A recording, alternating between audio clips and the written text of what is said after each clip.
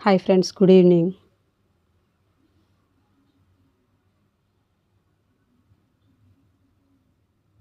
అప్లికేషన్లో చేరవలసిన చివరి రోజు ముగిసిపోగానే ప్రిన్సిపాల్ వచ్చిన దరఖాస్తులు మార్కులో ప్రాధాన్యక్రమం చూపిస్తూ లిస్టులు తయారు చేశాడు. సెక్రటరీ లిస్టులు చూచి అవాక్కయ్యాడు.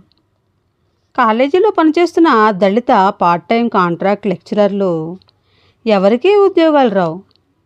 అసలు ఆ వర్గం వాళ్ళు ఎవ్వరికీ ఉద్యోగాలు రావు, అంటే ఈ వర్గం వాళ్ళకే వస్తాయి. తను ఆశ చూపించాడు, కానీ ఉద్యోగం ఇవ్వలేడు. వాళ్ళు ఆశ పెట్టుకుని పనిచేస్తున్నారు, కానీ సెలెక్ట్ కాలేరు. ఈ రెండు వర్గాల వాళ్లకు వాళ్ళ జనాభా దామాషా ప్రకారం అయితే ఈ వర్గం వాళ్ళకిన్ని, ఆ వర్గం వాళ్ళకిన్ని పోస్టులు వచ్చేవే. కానీ ఇప్పుడున్న ఈ వర్గం వాళ్ళే తన్నుకుపోతారు. సెక్రటరీ మండిపోతున్నాడు. అశక్తుడు, ఏమీ చేయలేడు. ఈ కోపంలో ఈ వర్గంలోని వీళ్ళిద్దరిలో సీనియర్కు ప్రిన్సిపాల్ పదవి ఇవ్వలేదు. సీనియారిటీలో అతడి తర్వాత ఉన్న తన మాట వినే దళితుడికి టెంపరీ ప్రిన్సిపాల్ పదవి కట్టబెట్టాడు సెక్రటరీ. వీళ్ళిద్దరికీ మరింత మండింది. వీళ్ళు పంతం పట్టారు. సెక్రటరీ ఎండాకాలం మిట్ట మధ్యాహ్నం సూర్యుడిలాగా మండిపోతున్నాడు. బ్యాక్లాగ్ పోస్టులు ప్రకటించాలి. దరఖాస్తులు స్వీకరించారు, కానీ ఇంటర్వ్యూలు పెట్టి ఖాళీలు భర్తీ చేయడం లేదు. పోస్ట్పోన్ చేసే ప్రయత్నంలో ఉన్నాడు సెక్రటరీ. వీళ్ళిద్దరూ ప్రభుత్వం మీద తమ ఎమ్మెల్యేలతో, మినిస్టర్లతో చెప్పి అమరావతి హయ్యర్ ఎడ్యుకేషన్ కమిషనర్తో, గుంటూరు ఆర్జేడీతో ఇంటర్వ్యూలు పెట్టమని ఒత్తిడి తేసాగారు.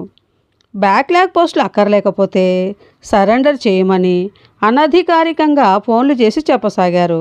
ఇట్లాంటి బెదిరింపులు, ఉడతూపులు సెక్రటరీ చాలా చూశాడు. వాటిని లెక్క చేయలేదు.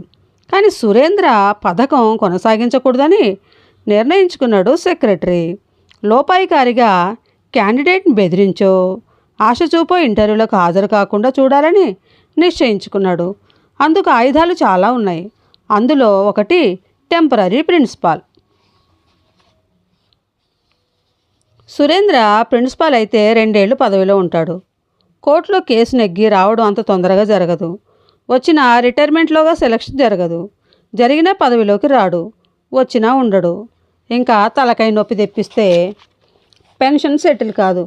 వీడి తెలివెంత కొండండి కొంటాడా ఈ పొట్టేలుగాడు. ఎంత పోట్ల పొట్టేలైతే మాత్రం కొమ్ములు విరగడం నిశ్చయం. అది రంగయ్య ధీమా. రంగయ్య